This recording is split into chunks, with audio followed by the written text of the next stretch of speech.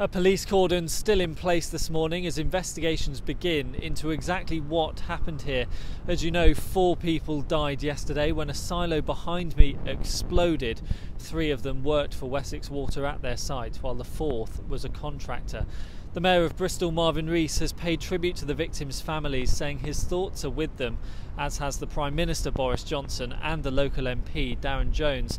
I've seen for myself this morning that the damage to the silo is extensive. You can see that part of the roof has been blown off and metalwork severely bent.